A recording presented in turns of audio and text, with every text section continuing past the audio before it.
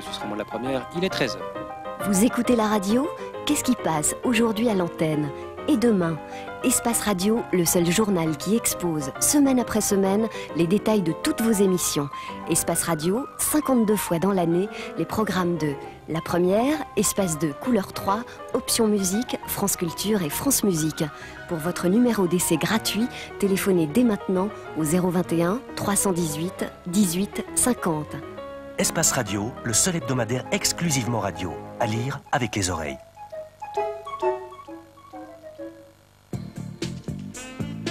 Voici les pronostics d'Alain Meury, Radio Suisse Romande de La Première pour la course du samedi 6 avril prochain. Il s'agit du prix Jean Cabrol à Vincennes. C'est un trot attelé de 2700 mètres. Réunion 1, quatrième course, 16 partants.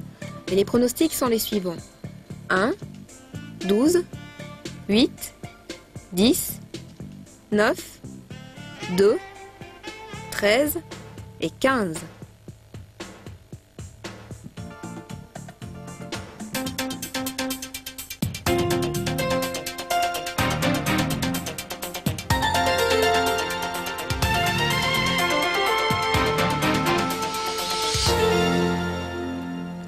Madame, Monsieur, bonsoir. Dans le monde catholique, le vendredi saint rappelle la passion et la crucifixion du Christ. À Romont, dans le canton de Fribourg, une cérémonie commémore ce souvenir depuis 540 ans. On l'appelle la procession des pleureuses. Aujourd'hui, la tradition s'est perpétuée. Serge Herzog nous parle d'une profession de foi toujours vivace. D'abord, il y a l'annonce de la cérémonie et comme les cloches sont à Rome, on recourt à de grosses crécelles que l'on connaît ici sous le nom de tapelet. Et puis, il y a les pleureuses qui ont revêtu robe et voile noirs. Mais qu'on ne s'y trompe pas, ce qui pourrait apparaître à certains comme un aimable folklore est en réalité une véritable cérémonie religieuse à laquelle les pleureuses participent dans un esprit d'authenticité. Voici l'homme.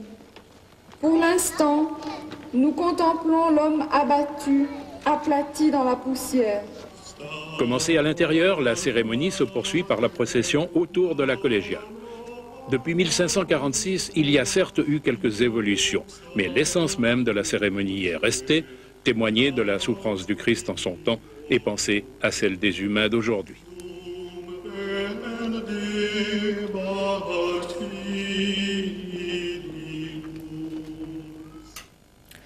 Pas de trêve pascale en Tchétchénie. Malgré les promesses de paix du président russe Boris Yeltsin dimanche dernier, les troupes de Moscou continuent leur offensive dans la République caucasienne. Dernière cible en date de l'aviation russe, les rues centrales des villages de Chaladji et de Goskoye près de la capitale Grozny. Une fois de plus, ce sont les civils qui payent le plus lourd tribut à la guerre, alors que les indépendantistes tchétchènes ont amorcé leur repli de la région.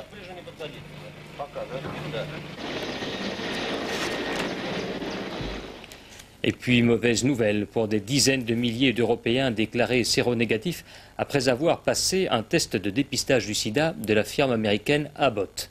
Ils devront en repasser un autre. Abbott vient de révéler que le premier est défectueux. Le test incriminé est dénommé IMX HIV1, HIV2, 3e génération plus. Je répète à tout hasard, si vous avez des fiches de médecins, des fiches médicales avec vous, ce test incriminé est dénommé IMX HIV1, HIV2, 3e génération plus. Brièvement à présent, quelques autres points forts de l'actualité internationale du jour. Ils sont commentés par Jean-Philippe Chalère. Avant de devenir le gourou meurtrier de l'ordre du Temple solaire, Luc Jouret avait été prêtre. Il avait été ordonné par l'Église catholique latine en 1983. Une église implantée dans le sud-ouest de la France par un ancien prêtre qui s'est autoproclamé évêque de Narbonne. Tout comme les catholiques intégristes d'Écône, cette église dissidente respecte les rites en vigueur avant le Concile Vatican II. Les 35 corps des victimes de l'accident d'avion du secrétaire d'État américain au commerce Ron Brown ont tous été évacués du lieu de l'accident près de Dubrovnik. Ils seront rapatriés aux États-Unis demain. Une cérémonie de recueillement a eu lieu à Washington en présence de Bill Clinton et de sa femme. En l'absence de boîte noire, le travail des enquêteurs s'annonce délicat pour déterminer les causes exactes de l'accident. Plusieurs hypothèses sont examinées, l'erreur de pilotage, une défaillance technique ou alors des conditions atmosphériques exceptionnellement mauvaises. Le président sud-coréen en tenue léopard, qui plus est à quelques centaines de mètres de la ligne de démarcation avec la Corée du Nord. La tension est très nettement montée depuis l'annonce faite par la Corée du Nord qu'elle ne respecterait plus la zone démilitarisée établie depuis l'armistice de 1953. De hauts responsables militaires nord-coréens affirment qu'une nouvelle guerre est inévitable. À quelques jours de la visite du président Clinton à Séoul, la Corée du Nord pourrait ainsi vouloir forcer la main des Américains en les obligeant à entamer des négociations de paix directes, excluant la Corée du Sud.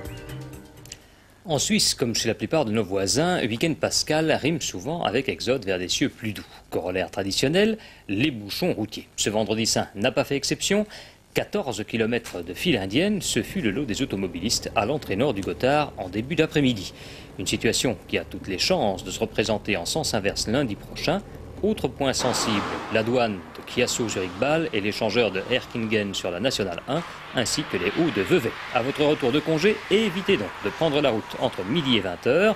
Suivez les informations routières et n'hésitez pas à téléphoner au Touring Club Suisse.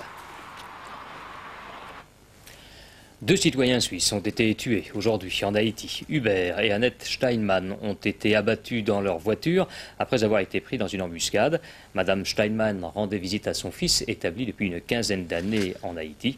Hubert Steinmann y dirigeait une petite entreprise. Selon la police haïtienne, il s'agirait d'un crime crapuleux.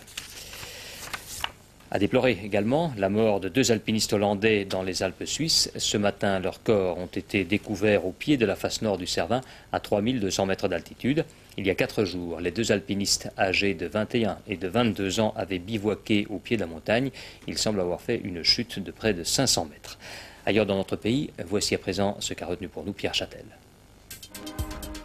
Le très contesté évêque de Coire, Monseigneur Wolfgang Haas, sera peut-être rappelé à Rome pour y exercer une haute fonction.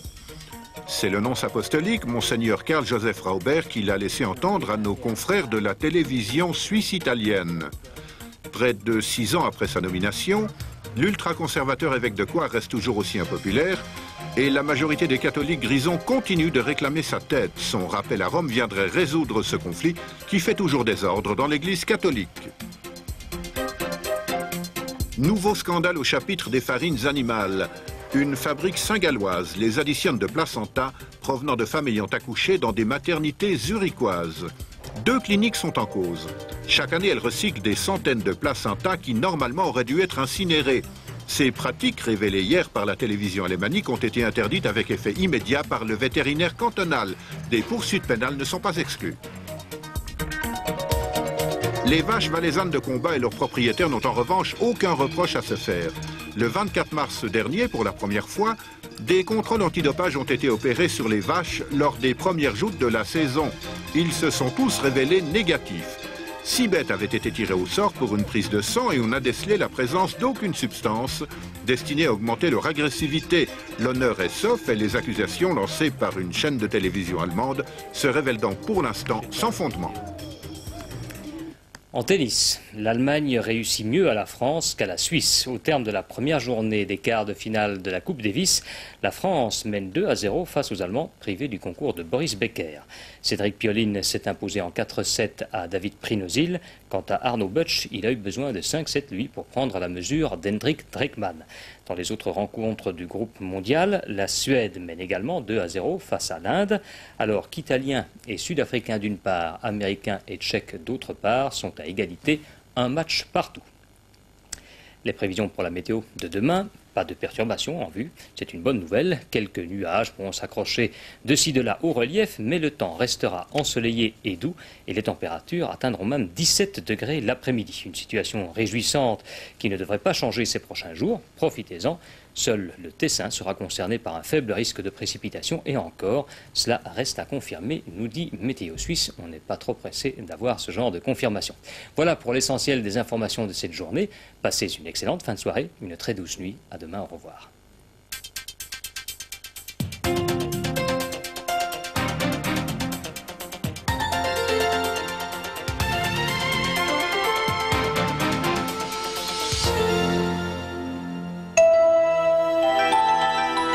Dans un instant, Mississippi Masala.